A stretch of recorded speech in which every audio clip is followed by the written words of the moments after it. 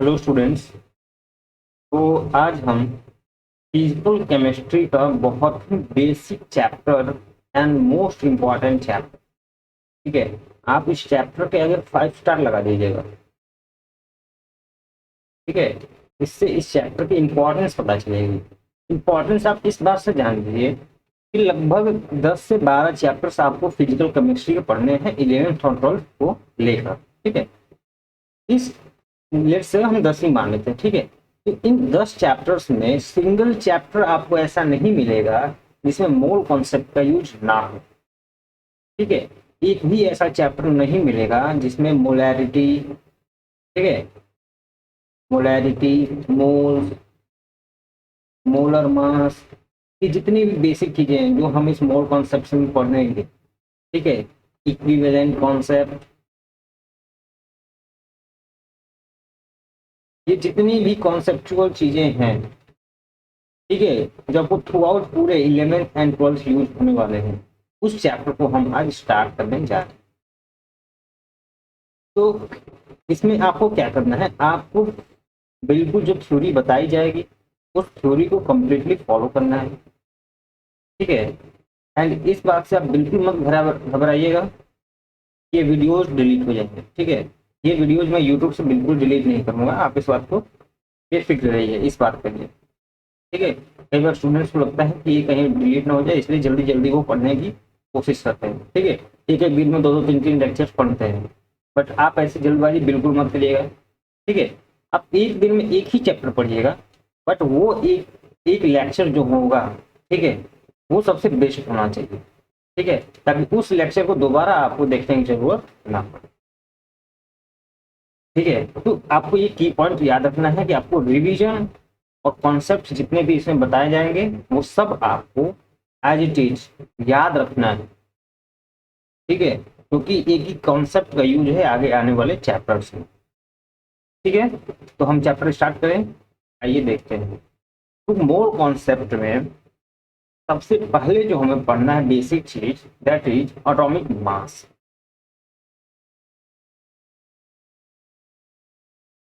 ठीक है। हमें बेसिकली यहाँ से अपनी फिजिकल केमिस्ट्री को स्टार्ट करना है। अब बात आती है कि एटॉमिक मास क्या हो, ठीक है। तो आपने लोअर क्लासेस में पढ़े होंगे कि mass of one atom is termed as, ठीक है, एटॉमिक मास को हम क्या बोलते हैं, मास ऑफ वन एटम को हम एटॉमिक मास बोलते हैं। और ये जो मास ऑफ वन एटम होता है जिसे हम एटॉमिक मास बोल रहे हैं, ये होता है sum of mass of protons plus mass of neutrons plus mass of electrons, ठीक है। ये आप लोअर क्लासेस से ये चीजें आप पढ़ते आ रहे हैं कि ये एटॉमिक मास जो होता है वो मास of proton, mass of neutron and mass of electron के बराबर होता है, ठीक है। अगर मैं न्यूमेरिकल वैल्यू बताऊं इनकी, तो जो मास ऑफ प्रोटॉन होते हैं, मास ऑफ प्रोटॉन अप्रोक्सीमेटली इक्वल होता है, ठीक है, किसके, मास ऑफ न्यूट्रॉन के, ठीक है, मास ऑफ न्यूट्रॉन के। और ये वैल्यू जो होती है दैट इज 1.6 इंटू 10⁻⁻27 kg, ठीक है। ये मास ऑफ वन प्रोटॉन एडर और मास ऑफ वन न्यूट्रॉन, ठीक है, 1.6 इंटू 10⁻⁻27 kg। ये बात समझ में आई, चलिए। और अगर मास ऑफ इलेक्ट्रॉन देखा जाए, ठीक है, तो जो मास ऑफ इलेक्ट्रॉन होते हैं उसकी वैल्यू है बेसिकली 9.1 इंटू 10⁻⁻31 kg, ठीक है, 9.1 इंटू 10⁻⁻31 kg। और मास ऑफ न्यूट्रॉन या प्रोटॉन दोनों का अप्रोक्सीमेटली सेम होता है, वो होता है 1.6 इंटू 10⁻⁻27 kg। ठीक है, ये बेसिक चीजें आपको पहले से। तो अगर आप ध्यान से देखें तो इसमें क्या होता है कि जो मास ऑफ प्रोटॉन है, ठीक है, मास of proton and neutron is much greater then mass of electron. ठीक है, क्योंकि देखिए इसकी पावर में 10⁻31 है, ये पावर में -31 बहुत बड़ी चीज है। ठीक है, और ये -27 है, मतलब अप्रोक्सीमेटली 10⁻⁴ टाइम्स तक का, 24 टाइम्स तक का डिफरेंस है। ठीक है, 10⁴ टाइम्स तक का। तो इसीलिए ये जो मास ऑफ प्रोटॉन एंड न्यूट्रॉन जो है मास ऑफ इलेक्ट्रॉन से बहुत ज्यादा होता है। ठीक है, तो हो सकता है आपने लोअर क्लासेस में जो एटॉमिक मास का ये वैल्यू है, इसको कभी कभी आपको ऐसा भी लिखा मिल सकता है कि atomic mass is equal to mass of proton plus mass of neutron. ठीक है, ये जो मास ऑफ इलेक्ट्रॉन है इसको बेसिकली क्या किया जाता है कि इसको नेग्लेक्ट कर देते हैं। ठीक है, ये जो है इसको हम नेग्लेक्ट कर देते हैं बिकॉज ये बहुत छोटी quantity as compare to this. ठीक है, अब मान लीजिए फॉर एग्जाम्पल, मैं इसको अगर एग्जाम्पल के थ्रू समझाऊं तो मान लीजिए कि आपको एक बॉक्स है, ठीक है, वो 20 kg है। ठीक है, इसका वेट जो है दैट इज 20 kg। अब इसी वेट में अब मान लीजिए कि 0.0001 kg को आपको ऐड करना है।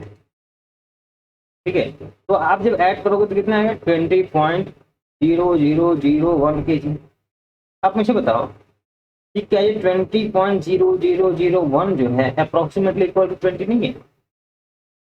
ठीक है, तो इसको होने या ना होने से कोई मतलब नहीं है क्योंकि ये एकदम नेग्लेजिबल है एज कम्पेयर टू 20 kg।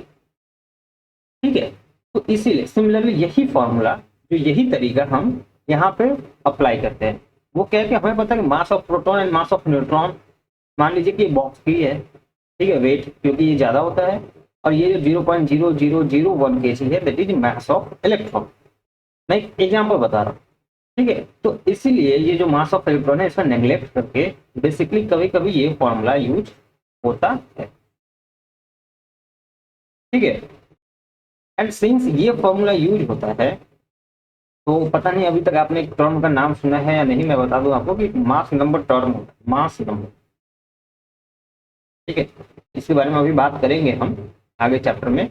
जो मास नंबर होता है अप्रोक्सीमेटली इसीलिए सेम होता है एटॉमिक मास से।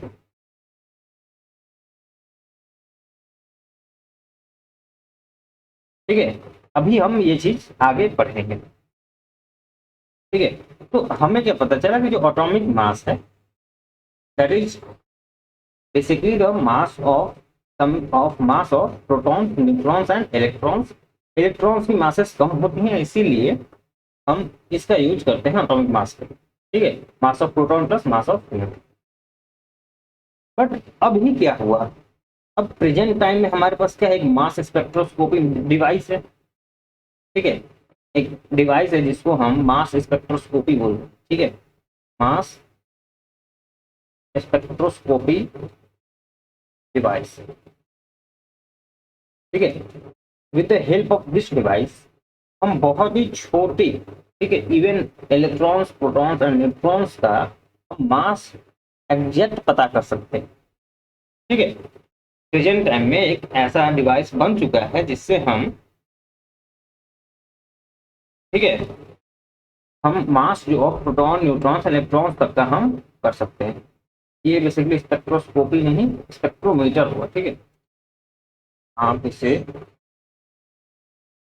देख लेंगे कि जो mass spectroscope, mass spectrometer device. ठीक है, तो मैं बता रहा था कि with the help of this device we can calculate the actual mass of protons, neutrons and electrons. ठीक है, इसी डिवाइस के हेल्प से हमें पता चला कि जो मास ऑफ इलेक्ट्रॉन है दैट इज 9.1 इंटू 10⁻⁻27 kg। ठीक है, whereas the mass of protons and neutrons are 1.6 into 10⁻⁻27 kg। But ये तो अब हुआ, पहले क्या था, पहले जो फॉर्मूला यूज हुआ था अर्ली, ठीक है, पहले जो होता था वो उस टाइम डिफाइन किया गया था एटॉमिक मास को, कि एटॉमिक मास इज द, ठीक है, atomic mass is the mass of 1/12 times,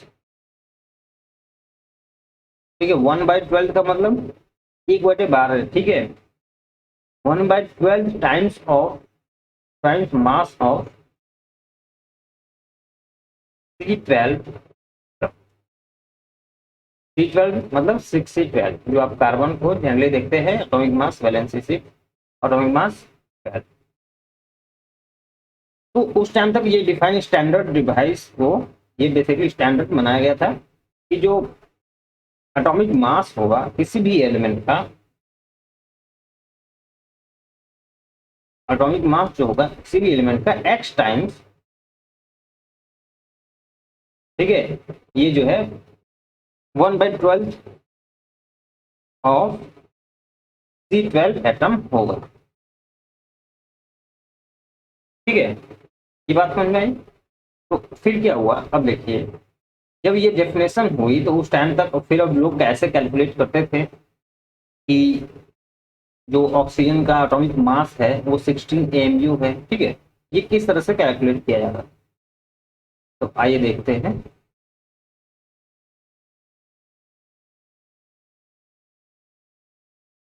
ठीक है, तो क्या हुआ कि हमने एटॉमिक मास को उस टाइम में डिफाइन किया गया, ठीक है, तो मास ऑफ ऑक्सीजन एटम के हम मान लेते हैं एग्जाम्पल, या फिर मास ऑफ नाइट्रोजन एटम ले लेते हैं, मास ऑफ नाइट्रोजन एटम, ठीक है, तो मास ऑफ नाइट्रोजन एटम क्या देखा गया कि ये 14 टाइम्स है, 14 टाइम्स किसके है, 1/12 of mass of C12 atom, ठीक है, कार्बन 12 एटम, इसके 14 टाइम्स ये जो नाइट्रोजन है ये आ रहा है, ठीक है। सिमिलरली मास ऑफ ऑक्सीजन जब चेक किया गया, mass of oxygen atom, what we get is 16 times of this 1/12 of mass of C12 atom, ठीक है, ये बात समझ में आई। तो बार बार फिर ये बाकियों के लिए देखा, हाइड्रोजन के लिए देखा गया, ठीक है, हाइड्रोजन के लिए देखा गया और भी बाकियों के लिए देखा गया, सभी एलिमेंट्स के लिए कुछ इसी तरह आ रहा था कि H टाइम्स, ठीक है, H टाइम्स आता था 1/12 of mass of C12 atom. तो ये जब साइंटिस्ट लोगों ने देखा कि ये जो यूनिट है, ठीक है, 1/12 of mass of C12 atom, ये हर एक में रिपीट हो रहा है, ठीक है, तो आपको पता है कि साइंस के स्टूडेंट या साइंस के जो फैकल्टी या जितने भी होते हैं लोग, वो कम चीज़ों में बड़ी एक्सप्लेनेशन करना अच्छे से जानते हैं, ठीक है, मतलब कम स्पेस में वो कैसे अच्छी चीज़ों को फिट कर सके ये बात उन्हें बहुत अच्छे से पता होता है। तो उन्होंने क्या किया कि ये जो वैल्यू है 1/12 of mass of C12 atom जो है, इसको उन्होंने क्या किया कि एक यूनिट बना दिया, ठीक है, और उन्होंने कहा कि आज से ये 1 AMU के इक्वल हो। AMU stands for atomic mass unit.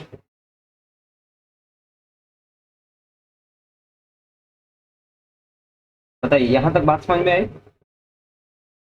तो 1 AMU ये हो गया, ठीक है, इसको सबने कहा कि चलो हम इसको 1 AMU बोल देंगे, इससे क्या हुआ कि ये इतनी बड़ी चीज जो है हम उसको 1 AMU में काम चला लेंगे, ठीक है।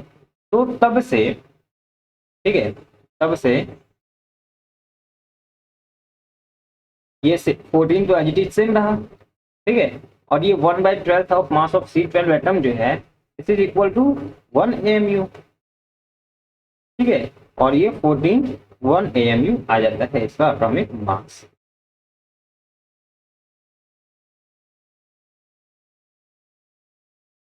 बताइए, ये समझ में आया कि AMU कहाँ से है। ठीक है, AMU का मतलब क्या है। अब देखिए, AMU का सीधा सा मतलब होता है कि जब भी आप किसी भी चीज की वैल्यू AMU में देंगे, ठीक है, तो मास ऑफ वन एटम होगा, मास ऑफ वन एटम। एक एटम की मास, एटम हो सकता है, मॉलिक्यूल हो सकता है, फिलहाल के लिए हम नाइट्रोजन एटम की बात कर रहे हैं। ठीक है, तो mass of one nitrogen atom is equal to 14 AMU। ये आप ध्यान रखेंगे कि AMU यूनिट की बहुत यहाँ पर प्रसिद्धि है। ठीक है, आपको यूनिट्स को बहुत ध्यान देना है। अभी हम 14 AMU की जगह 14 ग्राम्स लिखेंगे अभी कुछ टाइम पढ़ने के बाद, अभी इसी लेक्चर में। उस टाइम हमें क्या पता चलेगा कि ये जो 14 ग्राम है, this is not a mass of one atom, this is the mass of N atoms. ठीक है, तो अभी हम इस चीज पर आएंगे, फिलहाल के आप यहां तक नोट कर लें।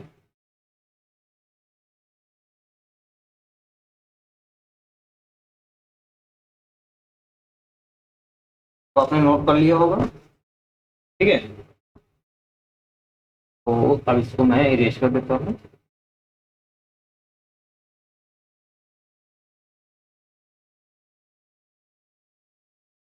ठीक है, तो हमें क्या पता चला कि अब जो भी हमें एटॉमिक मासेस निकालने होंगे, हम AMU में उसको आराम से निकाल सकते हैं।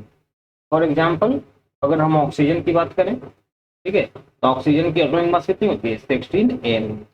ठीक है, ऑक्सीजन का 16 हो जाएगा, हाइड्रोजन का 1 AMU हो जाएगा। ठीक है, हीलियम का 4 AMU।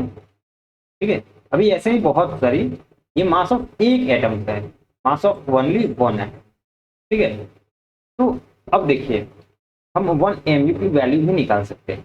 हमने अभी अभी देखा कि 1 AMU जो है हमारा atomic mass unit, this is equal to the 1/12 of, ठीक है, C12 एटम।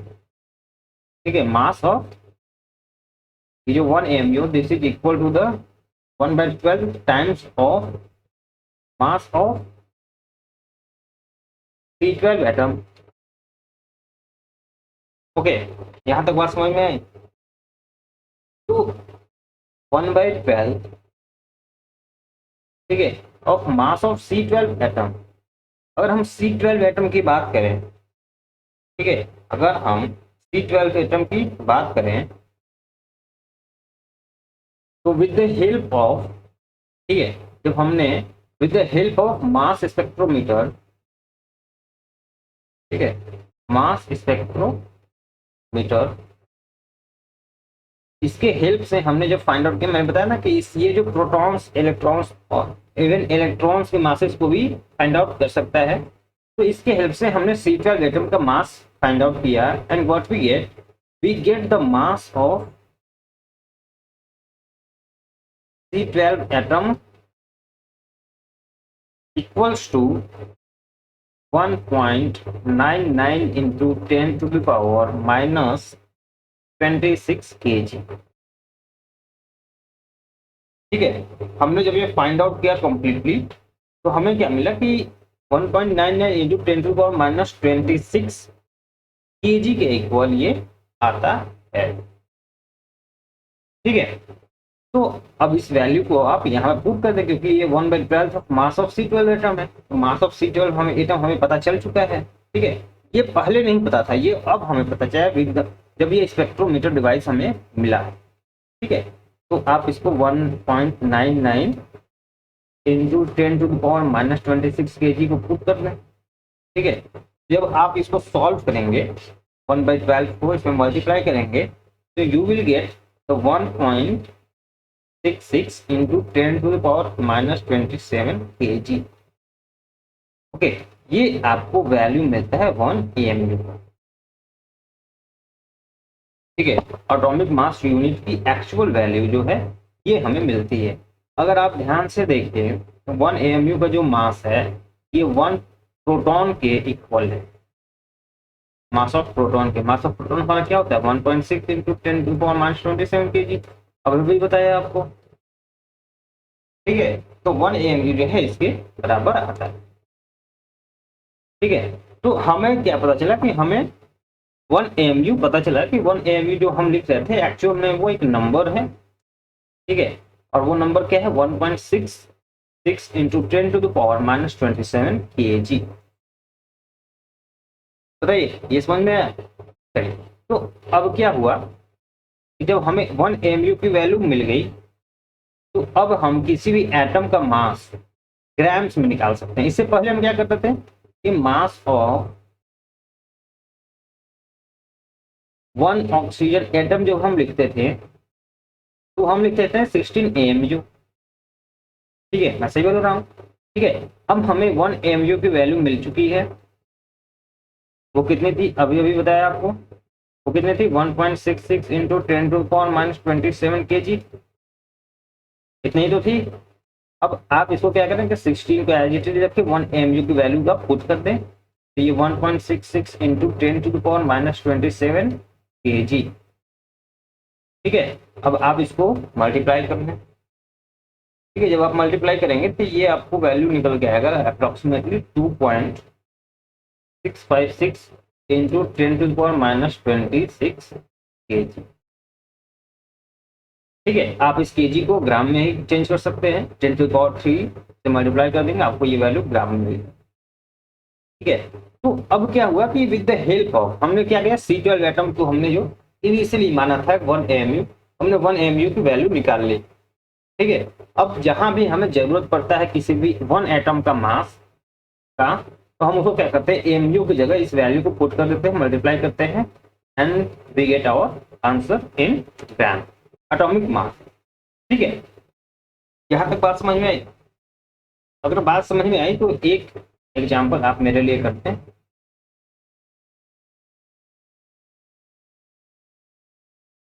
ये बहुत ही छोटा सा है, क्या एग्जाम्पल का एक ऐसे ही मैं करा देता हूँ प्रैक्टिस के लिए। ठीक है, आपको लेट से एटॉमिक मास और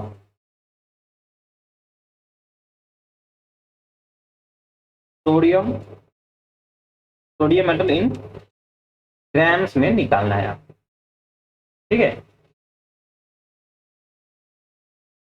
तो ये सबको पता है कि सोडियम का एटॉमिक मास कितना होता है AMU में, एटॉमिक मास कितना 23 AMU होता है। ठीक है, AMU, तो ये 23 1 AMU की वैल्यू आपको पता है, ये भी चला 1.66 इंटू 10⁻⁻27 kg। ठीक है, आप ये 23 इंटू 1.66 इंटू 10⁻⁻24 ग्राम लिख लीजिए। ठीक है, केजी को ग्राम करने के लिए आपको क्या कर 1000 से क्या करना होगा मल्टीप्लाई करना होगा। अब आप इस वैल्यू को कैलकुलेट कर लेंगे, आप इसको जब कैलकुलेट कर लेंगे तो आपको atomic mass of sodium metal in grams आपको मिल जाएगा। ठीक है, आप इसको फाइंड आउट मल्टीप्लाई करके निकाल लीजिएगा। ठीक है, यहाँ तक बात समझ में आई? चलिए, अगर यहाँ तक बात समझ में आई तो यहाँ पर हमारा एटॉमिक मास की प्रक्रिया खत्म हो गई। बहुत ही छोटा सा ये टॉपिक था, लेकिन है बहुत इंपॉर्टेंट। ठीक है, मैंने आपको बताया कि एटॉमिक मास में आपको क्या याद रखना होगा, आपको एक चीज याद रखना होगा, दैट इज यूनिट। ठीक है, 1 ग्राम की अगर हम जब बात करेंगे तो वो बातें अलग होंगी, बस बेसिकली आप इतना ध्यान रखें कि एक एटम की जब हम मास की बात करेंगे तो हम सबसे पहले उसको AMU में लिखेंगे। ठीक है, अब जरूरत पड़ा हमें तो हम उसको ग्राम में चेंज कर लेंगे with the help of the value of 1 AMU, that is equal to 1.66 into 10⁻⁻27 kg। ठीक है, अब आप उसको ग्राम में रिक्वायरमेंट है तो ग्राम में कर लीजिए। ठीक है, unit is based on question. ठीक है, अब एटॉमिक मास हमारा खत्म हुआ, तो अब नेक्स्ट हम पढ़ते हैं कि रिलेटिव एटॉमिक मास किसे बोलते हैं। ठीक है, जो नेक्स्ट पॉइंट है हमारा वो है रिलेटिव एटॉमिक मास।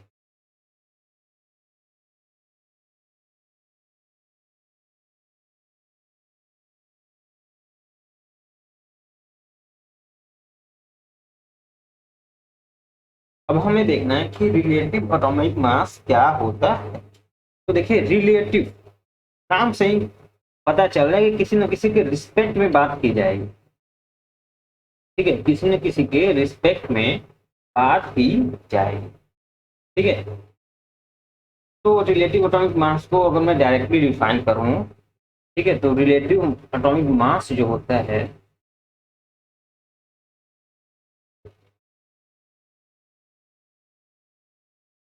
ठीक है, रिलेटिव एटॉमिक मास जो होता है तो हम किसी भी एलिमेंट, किसी भी एटम का मास फाइंड आउट करते हैं विथ रिस्पेक्ट, ठीक है, रिलेटिवली हम 1/12 of mass of C12 atom.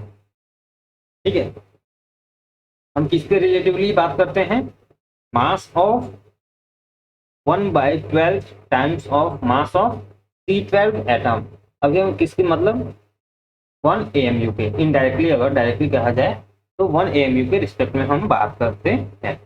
ठीक है, तो जब रिलेटिव एटॉमिक मास का फॉर्मूला अगर डायरेक्टली लिखना चाहें तो लिख सकते हैं कि mass of 1 atom of that element, that element का मतलब कोई भी एलिमेंट एक्स, ठीक है, जिसकी हम रिलेटिव एटॉमिक मास निकालना चाहते हैं, ठीक है, डिवाइडेड बाई मास ऑफ, ठीक है, 1/12 times of mass of C12 atom. ये आपका होता है रिलेटिव एटॉमिक मास। ठीक है, एटॉमिक मास क्या था, सिर्फ ऊपर वाली चीज। एटॉमिक मास की जब हम बात कर रहे थे तो सिर्फ हम ऊपर वाली चीज की बात कर रहे थे कि mass of one atom of any element है।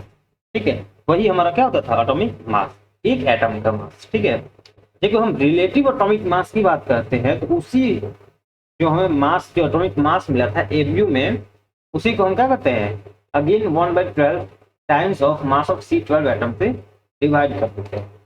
ठीक है, तो हमें पता चला, हमें क्या पता चला कि ये जो 1/12 times of mass of C12 atom है, ये आपने किसको माना था, स्टैंडर्ड माना था ना कि 1 AMU के इक्वल होता है। ठीक है, तो अल्टीमेटली हमें क्या मिला कि मास ऑफ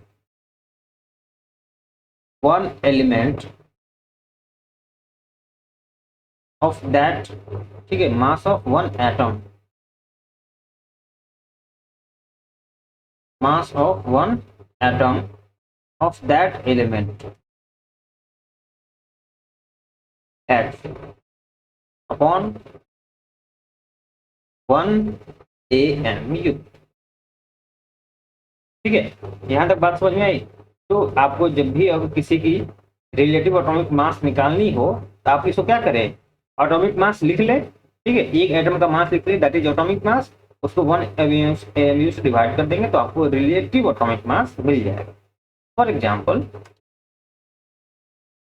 एग्जाम्पल, लेट से आपको फाइंड आउट करना होता है कि रिलेटिव एटॉमिक मास और रिलेटिव एटॉमिक मास ऑफ, ठीक है, नाइट्रोजन एटम। ठीक है, इसका आपको रिलेटिव एटॉमिक मास निकालना। ठीक है, मैंने अभी अभी बताया आपको रिलेटिव एटॉमिक मास के लिए आपको क्या करना होगा, आप इसका बेसिकली क्या करें, एटॉमिक मास लिख लें। एटॉमिक मास कितना होता है, 14 AMU। ठीक है, अगर आपको ये एटॉमिक मासेस नहीं पता है तो आप कहीं से भी मार्केट में पीरियोडिक टेबल अवेलेबल होता है या फिर नेट पे भी पीरियोडिक टेबल आपको अवेलेबल होता है, आप वहां से देख लें। हर एक एलिमेंट का आपको एटॉमिक मास गिवन होता है। ठीक है, आपको क्या करना है कि स्टार्टिंग के जो 30 एलिमेंट है, ठीक है, अप टू जिंक, आपको atomic masses as it is याद रखने होंगे। ठीक है, हाइड्रोजन से लेके जिंक तक, ठीक है, 30 एलिमेंट्स आपको एटलीस्ट याद रखने होंगे। ठीक है, और कुछ जो 30 के अबव है वो तो यूज करते करते आपको याद हो जाएंगे। ठीक है, तो relative atomic mass of nitrogen atom हमें पता है कि 1 एटम का मास होता है, नाइट्रोजन एटम का मास 14 AMU। ठीक है, मैंने क्या बताया कि आपको जब भी रिलेटिव निकलना होगा 1 AMU से आप क्या करेंगे, डिवाइड कर देंगे। ठीक है, ऊपर भी AMU नीचे भी AMU कैंसिल हो जाएगा। ठीक है, कैंसिल होने के बाद आपको आंसर क्या मिलेगा, 14। ठीक है, इसको आप क्या कर सकते हो, इसको इस तरह से लिख ही सकते हो, 14 इंटू 1 AMU है ना। और ये 1 AMU से आपने डिवाइड किया है, same as it is change, cancel हो जाएगा, आपको आंसर क्या मिलेगा, 14। तो आप अगर ध्यान से देखें, आप अगर ध्यान से देखें तो आपको दिखेगा, क्या दिखेगा कि जो रिलेटिव एटॉमिक मास है वो कुछ दूसरी चीज नहीं है। ठीक है, जो रिलेटिव एटॉमिक मास है, रिलेटिव एटॉमिक मास, ठीक है, ये बेसिकली 14 आ रहा है। ठीक है, बट इसमें क्या है कि यूनिट लेस है। ठीक है, इसमें एमयू नहीं है। ठीक है, फर्क बस इतना है। ठीक है, जब आप एटॉमिक मास निकालते हैं, ठीक है, जब आप एटॉमिक मास देखते हैं किसी भी एटम का, जैसे नाइट्रोजन एटम की अगर हम बात करें तो वो आपको मिलता है 14 AMU। ठीक है, ये एक यूनिट है। ठीक है, बट रिलेटिव एटॉमिक मास के केस में आपको कोई यूनिट नहीं मिलेगा, ये एक यूनिट लेस क्वांटिटी है। ठीक है, ये एक यूनिट लेस है, इसमें कोई यूनिट यूज नहीं मिलेगा आपको। ठीक है, इसीलिए आपको क्वेश्चन में जब भी, ठीक है, 14 अगर दिख जाए या कोई भी यूनिट लेस दिख जाए, इसका मतलब ये है कि वो क्या, कैसा मास है, रिलेटिव एटॉमिक मास। ठीक है, बताइए यहां तक बात समझ में आई। अगर बात समझ में आई तो मैं इसको इरेज,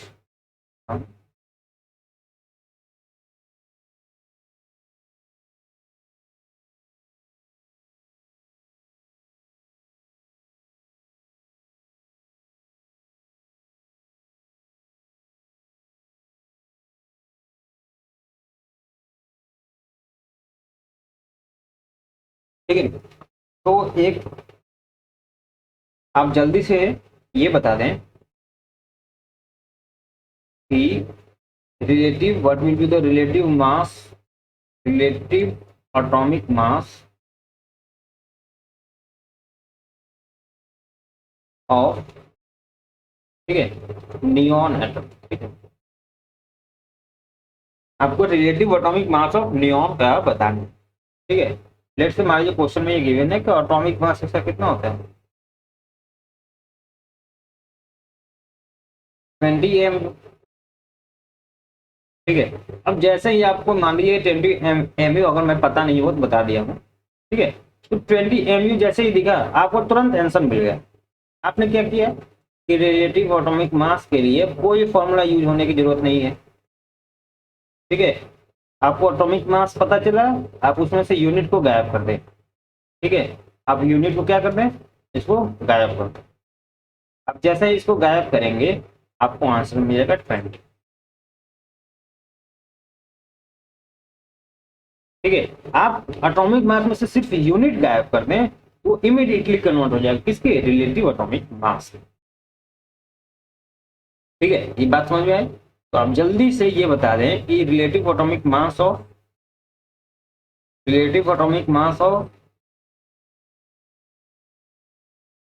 सोडियम एटम कितना होगा। Yes, obviously it will be 23। आपको पता है कि 23 इसका एटॉमिक मास होता है। ठीक है, 23 AMU। ठीक है, आपने AMU को गैप कर दिया, 23 आपका आंसर मिला। This is your relative atomic mass. बताइए ये फर्क दोनों में समझ में आया, फर्क क्या है। अगर मैं डायरेक्टली दिखने वाले फर्क को अगर मैं बात करूं तो फर्क आपको डायरेक्ट क्वेश्चन में दिखेगा कि यूनिट का डिफरेंस है। ठीक है, इसका मतलब किसी भी एलिमेंट में, ठीक है, कोई भी एलिमेंट मान लीजिए एक्स है। ठीक है, कोई भी एलिमेंट आपको एक्स गिवन है,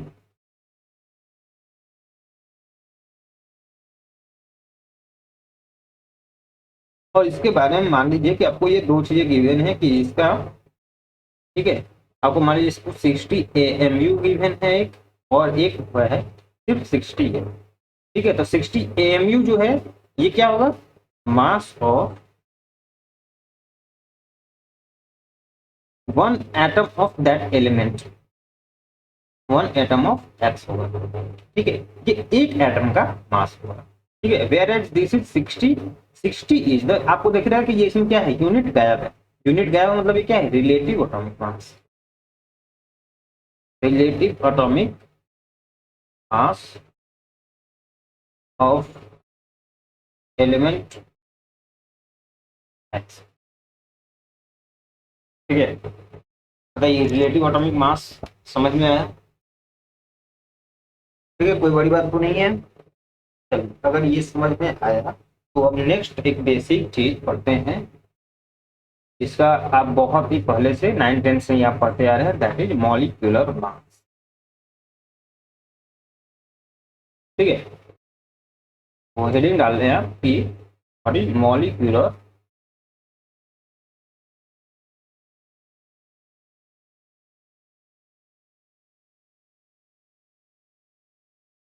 ठीक है। तो अगर हम मॉलिक्यूलर मास की बात करें, ठीक है, तो मॉलिक्यूलर मास की अगर जनरल चीजें की अगर हम बात करें तो मॉलिक्यूलर मास क्या है, मास ऑफ, आप इस तरह से लिखते कि सम ऑफ,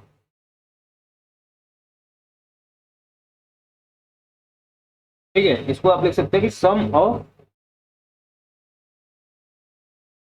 एटॉमिक मासेस, ठीक है, of all elements present in given molecule, ठीक है। इसका मतलब कोई भी एलिमेंट, कोई भी मॉलिक्यूल आपको गिवन है, ठीक है, मान लीजिए सी एक्स एच वाई गिवन है, ठीक है। मान लीजिए किसी भी एक हाइड्रोकार्बन आपको गिवन है, आपको इसका मॉलिक्यूलर मास निकालना है, ठीक है। तो मान लीजिए अगर इसका आपको मॉलिक्यूलर मास निकालना है तो मैंने इसका क्या है कि एटॉमिक मासेस का जितना है उसका आप क्या कर दें, समेशन कर दें, तो सी एक्स है, ठीक है।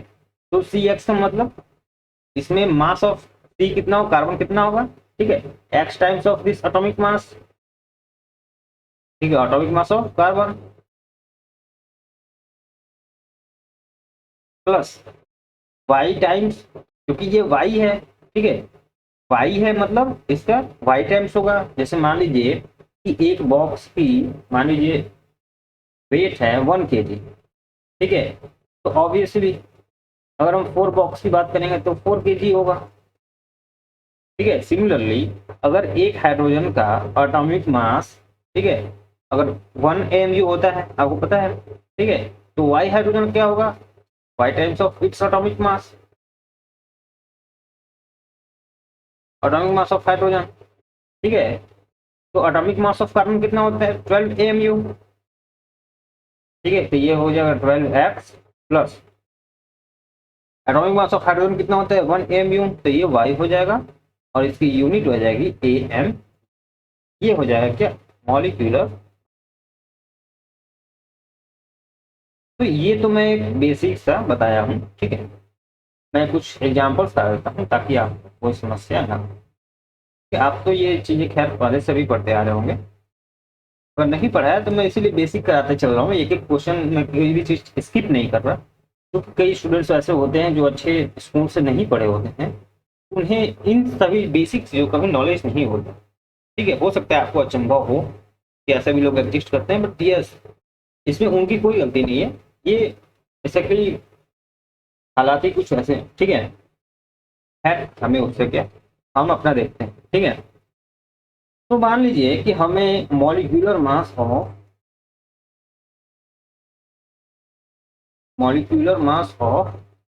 H2O मॉलिक्यूल हमें निकालना है, ठीक है। हमें मान लीजिए वाटर का मॉलिक्यूलर मास फाइंड आउट करना है, ठीक है। तो मैंने बताया कि मॉलिक्यूलर मास आपको क्या मतलब, मॉलिक्यूलर मास आप लिखें, molecular mass equal to mass of all elements present in given molecule, ठीक है। H2O है तो 2 इंटू इसका एटॉमिक मास 1, प्लस ऑक्सीजन का 16, ठीक है। तो ये आपको मिल जाएगा कितना, 18 AMU। 18 AMU इसका मॉलिक्यूलर मास हो जाएगा। अब इसमें भी आप देखिए, ये जो 18 AMU है, इसका मतलब ये है ये मॉलिक्यूलर मास है सिर्फ एक मॉलिक्यूल का, मॉलिक्यूलर मास और अ मॉलिक्यूल, ठीक है। और मॉलिक्यूल मतलब सिर्फ एक मॉलिक्यूल का ये मॉलिक्यूलर मास है, ठीक है। एएमयू का मतलब ये होता है कि सिर्फ एक, ठीक है, एक से ज्यादा नहीं। आप अगर एक एटम की बात करते हैं, एक मॉलिक्यूल की बात करते हैं, तब एएमयू आपका लगता है, ठीक है। ये बात समझ में आई। चलिए, अगर ये बात समझ में आई तो मैं कुछ और एग्जांपल्स करा देता हूँ, ठीक है। तो मैं कुछ दो तीन ऐसे क्वेश्चंस लिख दे रहा हूँ, आप इसको फर्स्ट ऑफ ऑल अपने से ट्राई करेंगे। आपको क्या करना है कि find the atomic molecular masses of following, ठीक है। फाइंड मॉलिक्यूलर,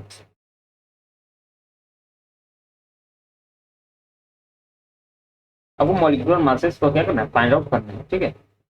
आप फर्स्ट मान लीजिए HNO3 नाइट्रिक एसिड है, ठीक है। सेकेंड है H2SO4 सल्फ्यूरिक एसिड, ठीक है। नेक्स्ट आप मान लीजिए HCl, और फिर आप मान लीजिए कि C6H6 बेंजीन, ठीक है। और एक और मैं ले लेता हूँ NH2CONH यूरिया। आपको अगर ये फॉर्मूला है यूरिया का, ठीक है। तो आइए हम देखते हैं कि इसका एटॉमिक मासेस, मॉलिक्यूलर मासेस कितने हैं, ठीक है। तो मॉलिक्यूलर मास को मैं इन शॉर्ट mm लिख रहा हूँ, ठीक है। मॉलिक्यूलर मास को हम, ठीक है, फाइंड आउट कर रहे हैं, ठीक है। तो यहाँ पर हाइड्रोजन सिर्फ एक है, एक हाइड्रोजन का मास कितना होता है 1 mu, ठीक है। प्लस नाइट्रोजन में कितना है, एक है, तो एक नाइट्रोजन का मास कितना होता है 14 mu, तो 14 प्लस एक ऑक्सीजन एटम का मास होता है 16 AMU। यहाँ पर तीन ऑक्सीजन एटम है, तीन ऑक्सीजन मतलब है 3 टाइम्स हो जाएगा, तो 16 3 या 48, ठीक है।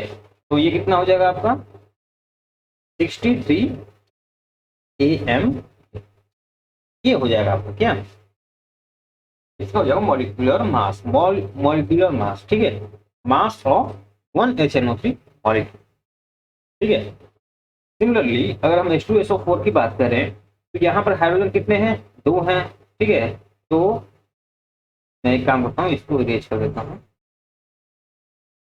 ठीक है। आप इसको लिखिए। तो जब हम इसके मॉलिक्यूलर मास की बात करेंगे, ठीक है, तो हाइड्रोजन कितने हैं, दो हैं, एक का मास होता है 1 AMU, तो दो का कितना होगा 2 AMU, ठीक है। सल्फर का अगर ना पता हो, मैं बता दूं कि ये इसका होता है मास 32 AMU, एक सल्फर का मास, ठीक है तो एक ही, ठीक है। ऑक्सीजन कितने हैं, चार है, एक ऑक्सीजन एटम का मास होता है 16 AMU, तो चार का कितना होगा 64 AMU, ठीक है। जब आप इसको कैलकुलेट करेंगे तो यू विल गेट 98 AMU, इसका होता है एटॉमिक मास, ठीक है। Sorry, not atomic mass, molecular mass, ठीक है। समझ में आया। सिमिलरली अगर हम HCl की बात करें, तो HCl के अगर हम मॉलिक्यूलर मास फाइंड आउट करें, तो हाइड्रोजन का मॉलिक्यूलर मास कितना होता है 1, क्लोरीन का मॉलिक्यूलर मास होता है 35.5, ठीक है। तो यहाँ से आपको आंसर मिलेगा 36.5, ठीक है। ये हो जाएगा इसका मॉलिक्यूलर मास। तो इन दोनों को भी हटा देते हैं। अब आता है बेंजीन, C6H6 एक बेंजीन है, ठीक है। ऑर्गेनिक केमिस्ट्री में आप इसको पढ़ते हैं, ठीक है। तो इसकी अगर हम मॉलिक्यूलर मास की बात करें, ठीक है, इक्वल टू C6 है, ठीक है। तो 6 times of mass of carbon होगा, ठीक है। एक कार्बन एटम का मास होता है 12 AMU, तो 6 इंटू 12 हो जाएगा 6 कार्बन का मास, ठीक है। सिमिलरली 6 हाइड्रोजन का मास कितना हो जाएगा 6 AMU, एक का 1 AMU होता है, तो 6 का 6 AMU, ठीक है। तो 12 से 72 प्लस 6 78 AMU इसका आंसर, ठीक है। ये भी समझ में आया, इसको भी हटा देते हैं। अब बात करते हैं यूरिया का। यूरिया इसलिए इंपॉर्टेंट, मैं इसको याद आ गया है क्योंकि यूरिया जो है first man made organic compound, सबसे पहले जो ऑर्गेनिक कंपाउंड फॉर्म हुआ था, ठीक है, लैब में, वो यूरिया हुआ, ठीक है। और ये वूलर नाम के एक साइंटिस्ट थे, ठीक है, वूलर नाम के साइंटिस्ट थे, उन्होंने इस यूरिया का फॉर्मेशन किया था लैब में, ठीक है। उस टाइम से हमें पता चला कि नहीं, ऑर्गेनिक जो जो ऑर्गेनिक कंपाउंड्स हैं जो, वो लैब में क्या किए जाते हैं, सिंथेसाइज किए जा सकते हैं। उससे पहले जब तक वूलर ने ऐसा नहीं बनाया था यूरिया को, उससे पहले लोग ये नहीं मानते थे कि ऑर्गेनिक कंपाउंड्स को हम लैब में भी प्रिपरेशन कर सकते हैं, ठीक है। खैर ये हम बात करेंगे जब हम ऑर्गेनिक केमिस्ट्री स्टार्ट करेंगे, ठीक है।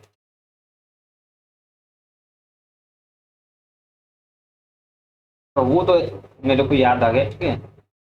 तो हमें क्या फाइंड आउट करना था, हमें फाइंड आउट करना था कि NH2CO NH2 जो मॉलिक्यूलर मास ऑफ यूरिया, ठीक है,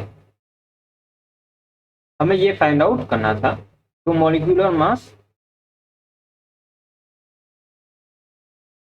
ठीक है।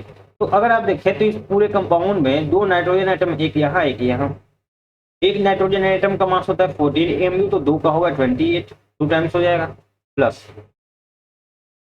दो हाइड्रोजन यहाँ पे है, दो हाइड्रोजन यहाँ पे, टोटल 4 हाइड्रोजन है। एक हाइड्रोजन एटम का मास 1 MU होता है, तो 4 हाइड्रोजन के एटम का मास 4 MU, ठीक है। कार्बन सिर्फ एक है तो 12 MU, ऑक्सीजन सिर्फ एक है तो 16 MU। सबका सम कर देंगे तो कितना आएगा, ये हो जाएगा आपका कितना, 60 AMU, ठीक है, एटॉमिक मास यूनिट, ठीक है। तो ये है आपका क्या, मॉलिक्यूलर मास, ठीक है। इसमें कोई दिक्कत वाली बात तो नहीं है, बहुत छोटी सी चीज थी, ठीक है। तो अभी क्या होता है कि कभी कभी, ठीक है, बाद में कुछ लोगों ने इस पर सवाल उठाया कि बताओ भाई कि एमयू का फुल फॉर्म क्या होता है, ठीक है। तो लोगों ने बताया कि देखो भाई, एमयू जो होता है एटॉमिक मास यूनिट होता है, एटॉमिक मास यूनिट होता है। तो फिर कहा उन्होंने कि जब ये एक एटम का मास होता है, तो तुम इस ही यूनिट को मॉलिक्यूल के मास में कैसे लिख सकते हो, ठीक है। तो साइंटिस्ट को लगा कि यार ये तो कुछ गड़बड़ कर रहा है, तो ठीक है। तो उन्होंने क्या किया कि चलो भाई तुम्हारी बात हम मान लेते हैं, ठीक है। तो आप इसको एमयू भी लिख सकते हैं, ठीक है, या फिर आप एमयू न लिखकर इसको, ठीक है, आप इस आंसर को एमयू में लिखें तो भी सही होगा, या फिर आप इस आंसर को 60U लिख सकते हैं, ठीक है। यू का मतलब होता है यूनिफाइड मास, यू का मतलब होता है यूनिफाइड, ठीक है।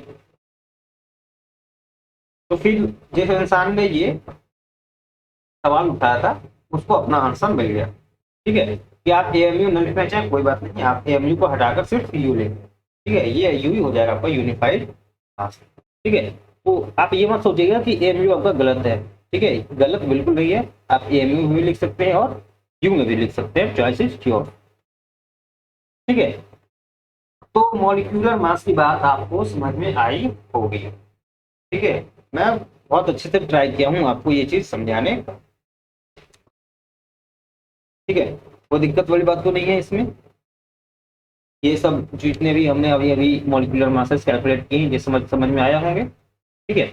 अगर समझ में आए होंगे तो यहाँ पर मॉलिक्यूलर मास भी हमारा खत्म होता है, ठीक है। अभी तक हमने क्या क्या पढ़ा कि हमने फर्स्ट ऑफ ऑल स्टार्टिंग किया एटॉमिक मास से, एटॉमिक मास हमने देखा, फिर फर्दर हमने रिलेटिव एटॉमिक मास पढ़ा। रिलेटिव एटॉमिक मास और एटॉमिक मास से क्या डिफरेंस है, आप अगर डायरेक्टली अगर देखें तो सिर्फ और सिर्फ यूनिट का डिफरेंस है, ठीक है। अगर 16 AMU लिखा है तो वो एटॉमिक मास ऑफ ऑक्सीजन है, ठीक है। अगर सिर्फ 16 लिखा है इसका मतलब वो relative atomic mass of oxygen है। और रिलेटिवली हम किसके कंपैरिजन में करते हैं, किसके रिस्पेक्ट में ये सब कैलकुलेट करते हैं? तो हम कैलकुलेट करते हैं 1/12 of mass of C12 atom.